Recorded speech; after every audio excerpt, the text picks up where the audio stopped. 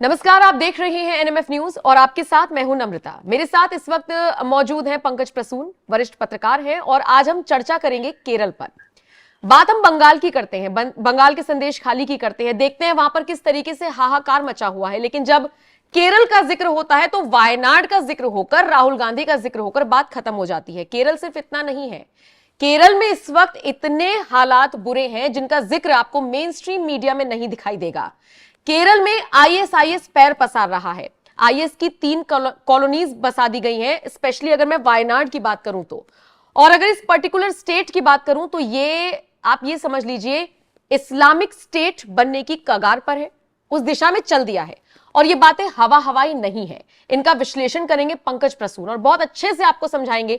अभी पंकज जी, मैं और आप ऑफ कैमरा भी बात कर रहे थे, बताया आपने मुझे, और फिर उसके बाद मैंने जब रिसर्च किया तो पाया कि आरएसएस के नेताओं को वहां पर चुन चुन के ये समझ लीजिए डराए धमकाए तो जा ही रहा है, लेकिन एक ऐसा आरएसएस का नेता जिसका हाथ काट दिया गया। ये पूरी स्थिति केरल में इस वक्त क्या है, स्पेशली अगर वायनाड का जिक्र करें, क्या स्थिति चल रही है? देखिए, मैं केरल की स्थिति के बारे में बताऊंगा, लेकिन उससे पहले यह जानना जरूरी है इस देश के लोगों के लिए कि वायनाड ही राहुल गांधी ने क्यों चुना और वही सीट उनके लिए सुरक्षित सीट क्यों मानी जा रही है। वायनाड की जनसंख्या होगी मुश्किल से 5 लाख और उस 5 लाख में 50% के आसपास मुसलमान हैं और रेस्ट जो है उसमें से मेजोरिटी क्रिश्चियन है। हिंदू आबादी बहुत कम है। उसके बाद है उसका स्ट्रेटेजिक लोकेशन, वो बॉर्डर मिलता है कर्नाटका और तमिलनाडु के साथ। तो उस लोकसभा क्षेत्र को जब आप कवर करते हैं तो आपका एक्सेस कर्नाटका में भी पड़ता है, तमिलनाडु में भी आप पहुंच सकते हैं। और मैंने डेमोग्राफी बताई।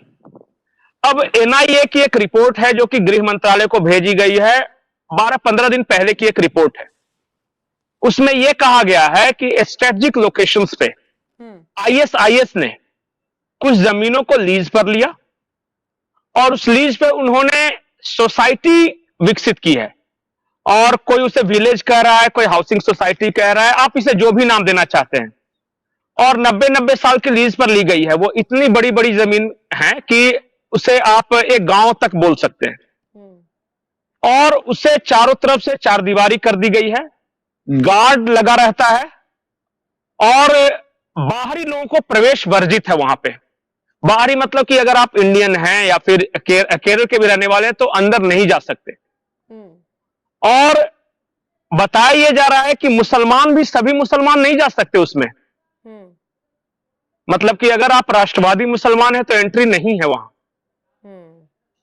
और एनआईए की रिपोर्ट कहती है कि कुछ संदिग्ध गतिविधियां हो रही हैं और एनआईए ने अपनी रिपोर्ट में उसे आईएसआईएस का गांव बताया है, आईसिस का गांव।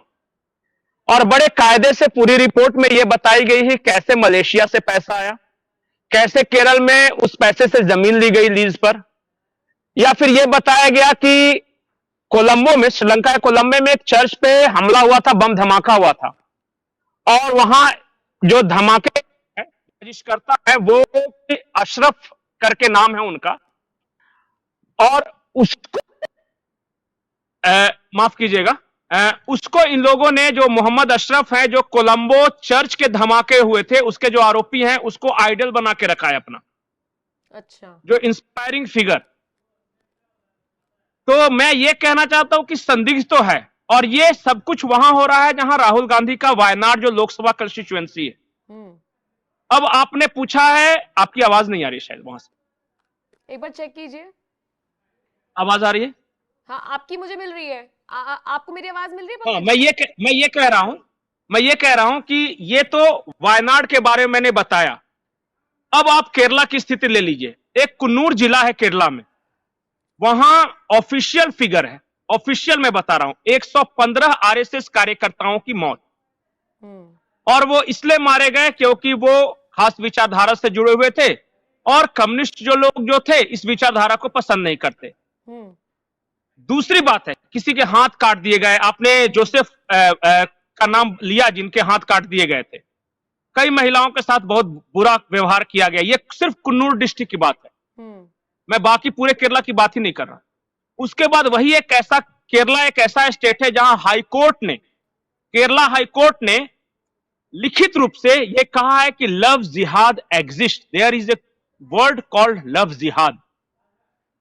यह किसी भी हाईकोर्ट ने नहीं कहा, वो इसलिए कि वहां की सबसे बड़ी जो कैथोलिक संस्था थी उसने केस फाइल किया था और उसने कहा था कि हमारी 3000 से ज्यादा बेटियों को, और यह केस फाइल हुआ था 2016 में, कि हमारे 3000 से ज्यादा ईसाई बेटियों को जबरदस्ती शादी करके धर्मांतरण कर दिया गया। जबरदस्ती शब्द का इस्तेमाल है उसमें, यह कर दिया। यह केरला हाईकोर्ट में यह केस फाइल है, अभी भी आप जाके पढ़ सकते हैं। बाद में यह केस सुप्रीम कोर्ट तक पहुंचा है। तो लव जिहाद जो शब्द है वो कोई पंकज प्रसून या नम्रता ने नहीं दिया है, इस शब्द को केरला हाईकोर्ट ने कहा है। वो केरला एकमात्र ऐसा स्टेट है जहां PFI, popular front of India का सबसे बड़ा नेटवर्क है। और अब इस तरह के आरोप लग रहे हैं कि पॉपुलर फ्रंट ऑफ इंडिया और जो कम्युनिस्ट लेफ्टिस्ट का जो स्टूडेंट विंग है SFI, student federation of India, इन दोनों ने हाथ मिला लिया है और इन दोनों ने एक साजिश रची है। ये रिपोर्ट है, मैं कुछ इल्जाम नहीं लगा रहा हूं। इन दोनों ने साजिश रची है आरएसएस और बीजेपी के बड़े नेताओं की हत्या की साजिश। यह भी रिपोर्ट अखबारों में छप चुकी है। मैं पंकज प्रसून ऐसा कोई भी बात नहीं बता रहा हूं जो कि अखबारों में नहीं आया है। जो आईएसआईएस का गांव है वो भी अखबारों में छप चुका है एनआईए की रिपोर्ट के हवाले से। वहां का एक चैनल है द कर्मा नाम से चलाते हैं, उन्होंने विस्तृत रिपोर्ट इसकी कवरेज की है। जो पॉपुलर फ्रंट ऑफ इंडिया का जो नेटवर्क है उसके बारे में चर्चा हुई है। जो हाईकोर्ट ने कहा है वो हाईकोर्ट ने ही कहा है। आरएसएस कार्यकर्ताओं को मारने की बात यह भी आई है कि पीएफआई ने प्लान बनाया है, और पीएफआई निकला ही केरला से है। जब आप केरला के न्यूज़पेपर्स या वहां के समाचारों को खंगालिएगा तो पता चलेगा कि बीफ के खिलाफ वहां बीच सड़क पर कांग्रेस के नेताओं ने गाय काटी या कही कि हम खाएंगे, फोटो खिंचवाया उस हड्डी और मांस के साथ, और ये कांग्रेस के नेताओं ने खिंचवाया है। तो मैं ये बोल रहा हूं कि केरला जो है ना विस्फोट के ढेर पे खड़ा है। बाहर के लोगों को कोई फर्क नहीं पड़ता, लेकिन केरला में आप देखिएगा कि कुछ दिनों पहले तक, एक पीढ़ी पहले तक उनके डिफरेंट नाम हुआ करते थे, जो कि केरलाइट्स नाम थे, मलयालम कल्चर के नाम थे। लेकिन आज आप देखिएगा ना तो वो अरबी नाम रखना शुरू कर दिया उन्होंने। केरला में कुछ गांव ऐसे हैं जहां उन्होंने कह रखा है कि ये इस्लामिक गांव है, यहां बाहरी लोगों का प्रवेश वर्जित है। और ये सब अल्लाह पूजा के जो ये हैं, जो पहले जो सांसद थे, उन्होंने ये मामला उठाया भी था लोकसभा में। ये भी बात मैं अपने मन से नहीं कह रहा हूं। तो कुल मिला के वहां और देश की परिस्थिति में अंतर क्या है? वहां जो है ये इस्लामिक उग्रवादियों के निशाने पर क्रिश्चियन भी हैं और हिंदू भी हैं, और बाकी देश में इस हद तक वो टारगेट नहीं है जितना केरला में है।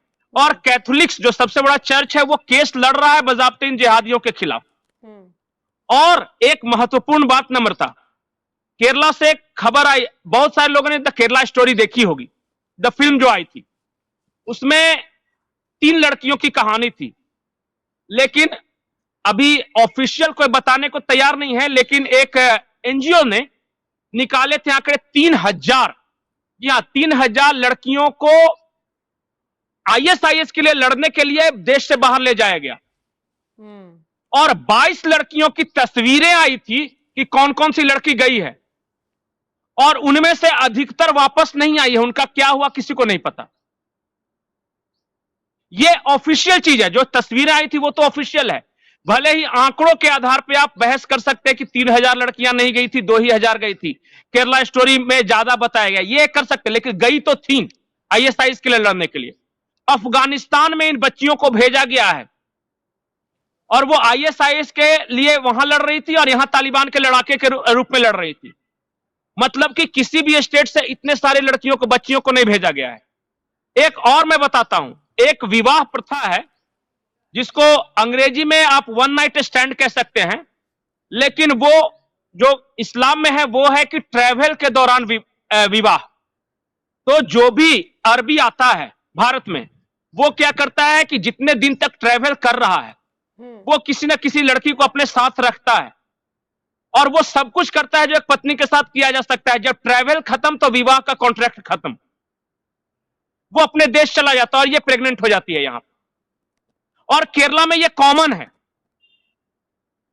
उसके लिए कोई पर्टिकुलर टर्म है अरबी में जो कि मुझे याद नहीं आ रहा, और ये इस्लामी कहते हैं, जो कि जो मुल्ला मौलवी कहते हैं कि वो इस्लाम में जायज है। अब बताइए कि ट्रैवल करने के दौरान पत्नी बना लिया और ट्रैवल खत्म तो पत्नी का कॉन्ट्रैक्ट खत्म। ये चल रहा है केरला में बड़े पैमाने पे। आप बहुत सारी अनब्याही माओं को वहां देखिएगा। ये केरला की स्थिति है। और इन लोगों ने ऐसा वहां पे हवा खड़ा कर दिया है कि केरला के राज्यपाल जो हैं आरिफ मोहम्मद खान साहब, उनका आए दिन घेराव होता रहता है। एसएफआई के कार्यकर्ता घेराव करते हैं, काले झंडे दिखाते हैं। एक बार तो वो सड़क पे बैठ गए, उन्होंने कहा कि गृह मंत्री को बोलिए कि मुझे सुरक्षा दे। विरोध, केरला की स्थिति क्या है ये आप समझिए। Kerala is the biggest ideological war in India. Bengal को हम ममता बनर्जी के बारे में बोल सकते हैं, संदेश खाली के बारे में बोल सकते हैं, हम सारे राज्यों की चर्चा करते हैं, लेकिन केरला की चर्चा क्यों नहीं होती इस देश में। और केरला की मैंने बताया कि वायनाड क्यों सुरक्षित सीट है राहुल गांधी के लिए। केरला में जो चर्चेज है, उन्होंने क्यों इन जिहादियों के खिलाफ केस किया है, वो तो चल रहा है ना केस, वो तो सब ऑन रिकॉर्ड है। मैंने एक भी बात ऐसी बताई हो जो कि ऑन रिकॉर्ड नहीं है, जो कि मीडिया में नहीं छपा है। और एक बात मैं बताता हूं, भारत में आईएसआईएस के जितने भी संदिग्ध उग्रवादी पकड़े गए हैं, आतंकी पकड़े गए हैं, सबसे ज्यादा संख्या केरला की है उसमें। और उन्होंने देश के खिलाफ कैसे कैसे साजिश रची, आप देखिए। अभी कुछ दिनों पहले झारखंड के हजारीबाग का एक लड़का पकड़ा गया था, नाम था मोहम्मद सलमान, और पता चला कि वो आईएसआईएस के केरला मॉड्यूल के साथ जुड़ा हुआ है। मतलब कि केरला मॉड्यूल है आईएसआईएस का, जिसमें बेंगलोर के लड़के, कर्नाटक के लड़के, वो हैदराबाद के लड़के, झारखंड के लड़के, यहां तक वो शामिल हैं। तो केरला के बारे में चर्चा होनी चाहिए, वहां एक एक जिलों के बारे में चर्चा होनी चाहिए कि डेमोग्राफी कैसे बदली केरला की। केरला में तो बांग्लादेशी भी नहीं आए, वहां डेमोग्राफी कैसे बदली है, इस बात का पता लगे। वहां डेमोग्राफी बदली है धर्म परिवर्तन से। अब बताइए कि केरला स्टोरी में आपने देखा था ना कि एक और वीडियो आपने हाल फिलहाल में देखा हो कि कैसे वहां हिंदू बच्चियों को हिजाब पहनाना सिखा रहे। वो ये कह रहे हैं कि हिजाब पहनोगी तो तुम सुरक्षित रहोगी, कोई भी मियां लड़का, मुस्लिम लड़का तुम्हें छेड़ेगा नहीं। मतलब कि वो डराएंगे और उस डर से तुम हिजाब पहनो। और ये केरला में बड़े पैमाने पर ये चला है। कल की बात है, मैं एक दिन पहले की बात है कि तिरुवनंतपुरम में एक कॉलेज है, वहां की जो टॉपर है, जब उसे अवार्ड देने की बात आई तो उसने अवार्ड नहीं लिया। या ध्यान दीजिए नम्रता, उस बच्ची ने अवार्ड नहीं लिया, उसका भाई साथ में आया था, भाई को वो पटका पहनाया गया, क्योंकि इस्लाम में नाजायज है किसी महिला को पटका पहनाना। वो ये है, कल की खबर है, तिरुवनंतपुरम का कॉलेज है। मतलब मैं इधर उधर की बात नहीं कर रहा हूं, केरला की राजधानी का ये है। आप निकालिए वो वीडियो, तिरुवनंतपुरम कॉलेज, सिर्फ टाइप कीजिए, कल की ये खबर है। अब बताइए कि जहां के हालात इतने भयावह हों और वहां इन इस्लामी जिहादियों से सबसे ज्यादा खतरा, हिंदुओं को तो खतरा है ही, क्रिश्चियनों को सबसे ज्यादा खतरा हो रहा। इसलिए आप देख रहे होंगे कि हाल फिलहाल में बहुत सारे क्रिश्चियन संगठन ऐसे हैं जो प्रधानमंत्री मोदी से जिन्होंने मुलाकात की है। केरल की सबसे बड़ी जो क्रिश्चियन संस्था है उसने बीजेपी को सपोर्ट करने का ऐलान किया, क्योंकि कांग्रेस वो लड़ाई नहीं लड़ रही है। किसी जमाने में कांग्रेस को इन लोगों ने बहुत सपोर्ट किया था कि सोनिया गांधी है वो कैथोलिक है और राहुल गांधी उनका ख्याल रखेंगे, लेकिन इन्होंने उन्हें लावारिस की तरह छोड़ दिया। उसी केरला में राहुल गांधी जाके ये कहते हैं कि मुस्लिम लीग सेकुलर है। मतलब भाजपा कम्युनल है, नरेंद्र मोदी कम्युनल है, लेकिन मुस्लिम लीग सेकुलर है, और वो इंटरनेशनल मंच पर बोलते हैं राहुल गांधी। क्यों? क्योंकि उसी मुस्लिम लीग ने वायनाड में इनको सपोर्ट किया था, और उसी मुस्लिम लीग के साथ कांग्रेस का पैक्ट है, गठबंधन है बिल्कुल। और इसीलिए आपने शुरुआत में कहा कि वायनाड सीट सेफ क्यों है राहुल गांधी की, मैं पहले इस पे चर्चा करूंगा। जी जी जी, आवाज मिल रही है आपको ना मेरी? अच्छा, मुझे ये बताइए, आपने जिक्र किया झारखंड का भी। झारखंड के रामगढ़ जिले से भी एक खबर आई थी कि यहाँ पर आदम सेना एक्टिव हो गई है। बिल्कुल। और ये वो लोग हैं जो डरा रहे हैं लड़कियों को कि हम शरिया कानून ले। ये क्या है आदम सेना और इनके रूल? मैं बताता हूँ नहीं, मैं बताता हूँ। झारखंड की राजधानी है रांची, और रांची से मुश्किल 40 किलोमीटर दूर है रामगढ़। और रामगढ़ में एक प्रखंड पड़ता है जिसका नाम है दुलमी, और उस दुलमी प्रखंड में कुछ गांव है जो कि मुसलमानों के गांव है। अब उस गांव में मैंने एक खबर पहले ही बताई थी कि उस गांव में कुछ ऑटो उतरता है, टेम्पू उतरते हैं और अनजान तरह के लोग वहां उतर रहे हैं, जिनके अजीब से चेहरे हैं, जो कि झारखंड के लोगों के तरह के चेहरे नहीं है। वो दिखने में थोड़ा सा नेपाली चाइनीज की तरह लगते हैं, तो लोग कहते हैं कि वो रोहिंग्या लोग हैं। उनकी भाषा भी अलग है। वो किराए के मकान में रह रहे हैं, वो प्लास्टिक के ड्रम वगैरह आजकल बेच रहे हैं और बहुत इस तरह कबाड़ चुनने का काम, प्लास्टिक का ड्रम बनाने का काम। और स्थानीय मुसलमानों के साथ भी उनका थोड़ा फ्रिक्शन हुआ था।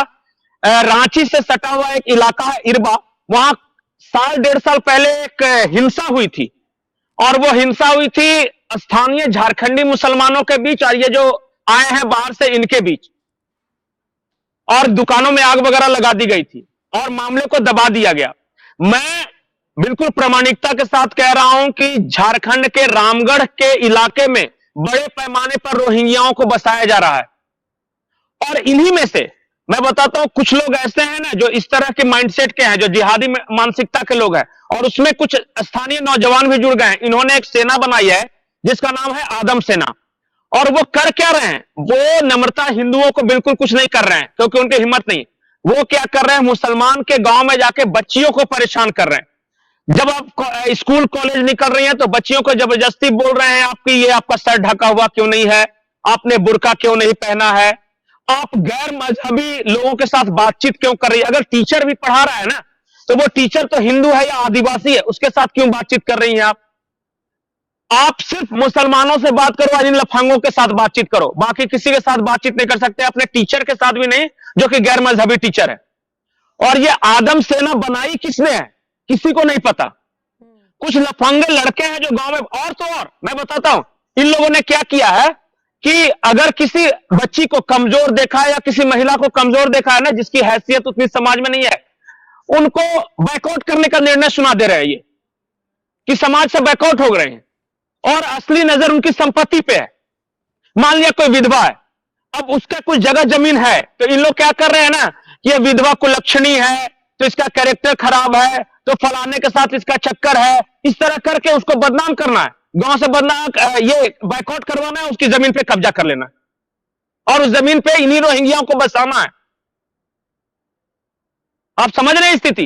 और ये बात सही है कि सरकार को, पुलिस को सब कुछ पता है, पर क्यों नहीं कर रही है कार्रवाई, ये सबसे बड़ा सवाल है। और झारखंड के कई इलाके, झारखंड की आपने बात की तो मैं बता दूं, ये निशिकांत दुबे का इलाका आप जानती है ना, निशिकांत दुबे गोड्डा के सांसद है, उनके इलाके में कुछ जगह है, जैसे एक साहिबगंज जगह है, वहां पे जब आप देखिएगा कि सर्वे रिपोर्ट जो गवर्नमेंट ऑफ इंडिया की है तो 9 से 10% मुसलमान थे और 31% आदिवासी रहते थे वहां पे। और जो ताजा रिपोर्ट आई है 2011 की, क्योंकि 2011 के बाद गणना बंद कर दिया, 2011 की बात कर रही है कि 31% मुसलमान है और 8-9% आदिवासी हो गए, बिल्कुल रिवर्ट। और मैं तो ये 2011 की बात कर रहा हूं, अब 2022 में आ जाइए और वो कर क्या रहे हैं? सरकारी जमीनें जहां खाली है वहां पे अपने झुग्गियों को डाल दे रहे हैं, उस पर कब्जा। देखिए ट्राइबल कल्चर में महिलाओं को अधिकार मिले हुए हैं, यहां महिलाएं इकोनॉमी भी देखती हैं, बाहर काम भी करती हैं, घर भी संभालती है, सब कुछ।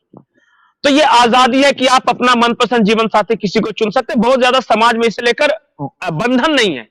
तो ये क्या कर रहे हैं कि एक पत्नी इनकी मुसलमान हुई जो मेन पत्नी है, लेकिन 2-3 पत्नी ट्राइबल महिलाओं के साथ शादी कर ले रहे हैं ये। और शब्द पता है क्या है नम्रता? जो ये आदिवासी महिलाओं के साथ शादी करते हैं इनको बियरर चेक बोलते हैं। बियरर चेक मतलब ब्लैंक चेक है ये इनके लिए। आप बियरर चेक जाके गांव में पूछ लीजिएगा तो बोलेगा कि मेन पत्नी मुसलमान लेकिन बाकी की 2-3 पत्नी आदिवासी। और ये करती क्या है? उनके शारीरिक भूख को तो शांत करती है, ये बेचारी नर्स का काम कर रही है, ये किसी घर में दाई का काम कर रही है और ये उस घर को पाल रही है, उस सांड को पाल भी रही है अकेले, और वो सिर्फ इनसे बच्चे पैदा कर रहा है और कह रहे हैं कि ये हमारे लिए बेयरर चेक है, और मन उब जा रहा है तो छोड़ भी दे रहा है। इसलिए कि आदिवासी समाज में इस तरह का बंधन है ही नहीं कि कैसे छोड़ दिया, कैसे शादी कर ली, इसका ये फायदा उठा रहे हैं। और अगर आप आदिवासी महिलाओं के साथ शादी करते हैं तो उसकी संपत्ति आपको मिल जाती है। ये एक फटेहाल टाइप का, मैं बताता हूं, रांची से बिल्कुल सटा हुआ एक इलाका है जहां मैं रहता हूं, मुश्किल से 2 किलोमीटर का, नया सराय टुंडुल का इलाका है। नया सराय टुंडुल में इस बार वो हार गई, लेकिन पिछले 3 बार से एक वार्ड सदस्य बन रही थी, आदिवासी महिला थी, और उसका पति का नाम था अशरफ। अशरफ कहां से है किसी को पता नहीं, वो ऑटो चलाता है, और उसका पता है उसने एक आदिवासी से शादी कर ली, उसकी सारी जगह जमीन इसको हो गई, उसको वार्ड सदस्य लड़ा है। तो कुछ मुसलमानों का वोट दिलवा दिया कि भाई हम हैं उसके पति, और कुछ आदिवासी के नाम पे आदिवासियों का वोट लगा, ये लगातार वार्ड सदस्य बन रही थी। और सरकारी आंकड़े कहते हैं कि 25 जिला परिषद सदस्य इन्हीं बांग्लादेशियों ने झारखंड में बनाया है। पता है, लड़की है आदिवासी, लेकिन उसका हस्बैंड है मुसलमान बांग्लादेशी, और उसको चुनाव में खड़ा करे, क्योंकि ये तो खड़े हो नहीं सकते, और उसको खड़ा करके, क्योंकि वार्ड सदस्य यहां की स्थानीयता का सर्टिफिकेट बना सकता है, तो जितने बांग्लादेश आ रहे हैं इसकी पत्नी बना रही सर्टिफिकेट, ये स्थानीय। समझ रहे हैं कैसे? अब बांग्लादेशियों के लिए तो आसान हो गया ये, तो कि जो भी रिकमेंडेशन है बर्थ सर्टिफिकेट, जी सब पता है, सरकार को सब पता है। वही मैं सवाल पूछ रही थी। इतनी विभत्स स्थिति चल रही है झारखंड की, कुछ इलाकों की आप बात कर रहे हैं, और बाकी अगर मैं वापस मुद्दे पर आऊं जो मैंने केरल से शुरू किया था, केरला पे इस पर तो बहुत जरूरी एक्शन लेना। कैसे एक्शन नहीं, लिया जाएगा? एक्शन क्यों ले, नहीं नहीं एक्शन क्यों लेगी? देखिए, वो है एक पर्टिकुलर वोट बैंक। आपके लिए वो दूसरे देश के नागरिक हो सकते हैं, आपके लिए आतंकी हो सकते हैं, या फिर चोरी चकारी, जितना यहां छिनतई चाकूबाजी वगैरह हो रही है वो करते होंगे, लेकिन सरकार के लिए एक मुफ्त वोट बैंक है। बड़े गर्व के साथ बताया जाता है कि यहां 15% मुसलमान हो गए हैं। ये सब यहाँ पर तो होने वाला है नहीं। नहीं, अमेठी से उनको जीतना भी नहीं है, भारत से मतलब नहीं, उनको वायनाड से जीतना है। नहीं, वायनाड से इसलिए गए हैं क्योंकि वहां ईसाई या मुसलमान खूब हैं, और पता है कि वो हमें एक मुफ्त वोट देंगे, इसलिए तो सेफ सीट है। मैं शुरू से ही कह रहा हूं कि सेफ सीट मींस क्या? किसी भी हिंदू बहुल सीट से राहुल गांधी क्यों नहीं लड़ रहे? सही बात है, बिल्कुल। और उनके लिए या सेफ सीट क्यों नहीं माना जाता कोई भी हिंदू बहुल इलाका? जो माना जाता था उसको सोनिया गांधी ने छोड़ दिया। बिल्कुल, और मैं बता रहा हूं कि वायनाड इसलिए सेफ सीट है कि 50% मुसलमान प्लस 30% ईसाई, तो कितना भी इधर उधर होंगे, या सीपीआई की एनी राजा कितना भी काटेगी, तो एक तो कम से कम सेफ वोट बैंक तो है ना, क्योंकि इनको लगता है कि हिंदू इन्हें तो वोट देंगे नहीं। और वही आज मैं बता रहा हूं कि देखिए, इनका कॉन्फिडेंस हिल गया है हिंदुओं के प्रति। हिंदू इन्हें देंगे या नहीं देंगे ये पता नहीं, लेकिन इनको लगता है कि नहीं देंगे, क्योंकि इनके लक्षण इस तरह के हैं। एक बात मैं और बताता हूं, जो कांग्रेस की बात चले, ये महत्वपूर्ण बात है। आपको पता हो कि केरला में एक राज्यसभा सदस्य जीते थे, सलीम कोई अभी, जिनके पाकिस्तान जिंदाबाद के नारे लगे थे, ये पता है ना? वहां विधानसभा में एक नारे लगे थे, राज्यसभा चुनाव जीते थे पाकिस्तान से। तो सबसे पहले बिना जांच के कांग्रेस की सरकार ने क्या कहा कि नारे ही नहीं लगे थे, झूठ बोल रहा है। फिर एफएसएल रिपोर्ट में आया कि नहीं भाई नारे लगे थे, वो ऑडियो का चेक हुआ। फिर उन्होंने कहा कि नहीं, जो नारे लगाए थे उनका कांग्रेस से कोई मतलब नहीं। तो अब जी परमेश्वरा जो वहां के गृह मंत्री, उन्होंने कहा था कि नारे लगे हैं भाई, आ गई है रिपोर्ट। अब जब कांग्रेस ने कहा कि हमें कोई मतलब नहीं, तो अचानक ये जूबियर, जो कि क्या बोलते हैं वो अल्ट चेक जो चलाता है, जुबैर अहमद, वो है, हाँ अल्ट चलाता है वो, उन्होंने कह दिया कि मुसलमानों को बदनाम करने की साजिश है, पाकिस्तान जिंदाबाद के नारे नहीं लगे थे वगैरह वगैरह। और पता चला एफएसएल रिपोर्ट में आ गया कि लग गए थे नारे। तो फिर इन्होंने नया नरेटिव सेट किया कि कांग्रेस के लोगों को मतलब नहीं, बीजेपी वालों ने प्लांट किया था। अब जिन 3 लोगों को पकड़ा है इन लोगों ने, एक मोहम्मद सफी करके नाम है, एक मुनव्वर अहमद नाम है, और एक मोहम्मद इल्तिजा नाम है। इन तीनों लोगों को पकड़ा है। वो तीनों कौन है पता है नम्रता? एक है जिसको कांग्रेस के विधायक का चुनाव लड़ना था, दूसरा वो है जो कांग्रेस के राहुल गांधी के भारत जोड़ो यात्रा का कोऑर्डिनेटर था, अच्छा, और तीसरा वो है जो इंडियन यूथ कांग्रेस का है, वहां पे हेड है। और इन तीनों के साथ कांग्रेस के बड़े नेताओं की बहुत सारी तस्वीरें हैं, मैंने नाम लिया है, मुनव्वर अहमद, मोहम्मद इल्तिजा और मोहम्मद सफी नाम। ये टाइप कीजिए, उनका ट्विटर देखिए और बताइए कि वो कौन है। आज से नहीं, बहुत दिनों से इन लोगों ने, ये कांग्रेस कभी डीके शिव कुमार के साथ, तो कभी पवन खेड़ा के साथ, तो राहुल गांधी के साथ भी कैजुअल इस अवस्था में, जब राहुल गांधी हाफ पैंट और टी शर्ट पहन के बैठे हैं, उनके साथ फोटो है। ऐसे सबके साथ तो तस्वीरें खिंचाते नहीं राहुल गांधी। अब मैं तो नाम लेके और गवर्नमेंट जिसको गिरफ्तार किया उसके बारे में बता रहा हूं, मैं अनजान लोगों के बारे में तो बता नहीं रहा हूं कि किसने नारे लगाए। मैं तो एफएसएल रिपोर्ट के बारे में बता रहा हूं कि इन तीनों के आवाज का मिलान हुआ, इन्हीं तीनों ने नारे लगाए थे। अच्छा बताइए, राहुल गांधी के साथ फोटो खिंचवाने वाला पाकिस्तान जिंदाबाद क्यों बोलेगा? और इसीलिए अब बताइए, बिना जांच के कैसे तुरंत प्रेस कॉन्फ्रेंस किया था उस दिन कि नहीं बोला है, नहीं बोला है, नहीं बोला है। अब एफएसएल की रिपोर्ट आ गई कि बोला है। अब मैं क्या बोलूं? अब ऐसा थोड़ी ना बोल सकता हूं कि कांग्रेस का हाथ इन लोगों के साथ। ये तो मतलब कि बोलेंगे कि देखो कैसा पत्रकार है। मैं तो सिर्फ घटनाएं बता रहा हूं कि ये हुआ है। मैं तो हाईकोर्ट की टिप्पणियां बता रहा हूं, घटनाएं मैं तो बता रहा हूं जो एनआईए ने रिपोर्ट बता रहा हूं। वही मैं कह रही हूँ, घटनाएं बताई हैं, बिल्कुल। आंकड़े बताए हैं, तर्क दिए। मैं बाकी पंकज जी जनता पे छोड़ बिल्कुल। देते हैं। अब केरल का जिक्र किया हमने, झारखंड का जिक्र किया, और चर्चा आपको कैसी लगी कमेंट करके आप हमें जरूर कर्नाटक की मैंने की। बाकी पंकज जी बहुत बहुत शुक्रिया मेरे साथ जुड़ने के लिए और वक्त देने के लिए। तो बताइएगा कि इस चर्चा को लेकर और ये जो तस्वीरें, ये जो बातें केरल से निकलकर सामने आ रही हैं, उसको लेकर आप क्या राय रखते हैं? नमस्कार।